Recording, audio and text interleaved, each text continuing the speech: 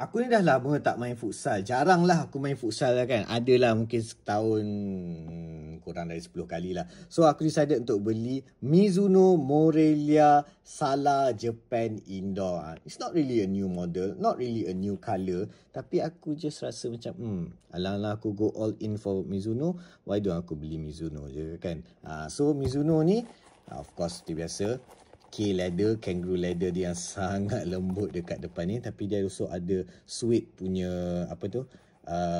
toe box kat depan ni, bagi a bit structure and also a bit kesat sikit lah. Especially kalau main futsal tu, banyak juga pakai kat depan ni, banyak juga pakai kat bawah tapak ni. And of course made in Japan lah ni. Made in Japan. Warna safety yellow dengan merah ni kan. Just a normal Mizuno punya shoes. Nampak tu, tapak dalam dia Morelia made in Japan.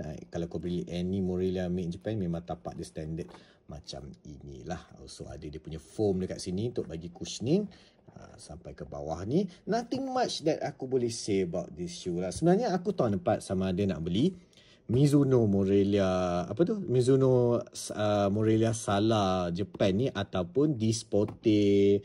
Aku tak ingat apa nama Disporte tu kan, tapi warna kuning jugalah yang katanya 20th anniversary. So bila aku pegang depan Disporte tu, walaupun dia K-leather tapi dia quite keras sikit lah. Compared to this one, K-leather dia is Mizuno man. Tapi K-leather dia depan ni sajalah. Tepi ni semua bukan K-leather lah. Biasanya Morelia ni at least more than half body dia K-leather. Tapi dia bagi depan ni okey je, tak ada masalah pun. Okey je. Tapi walaupun kasut futsal ni is like the first grade made in Japan nya, walaupun dia bagi kotak made in Japan, tetapi dia tak ada bagi the shoe bag. But okay lah, tak ada masalah pun. Okay je kasut ni.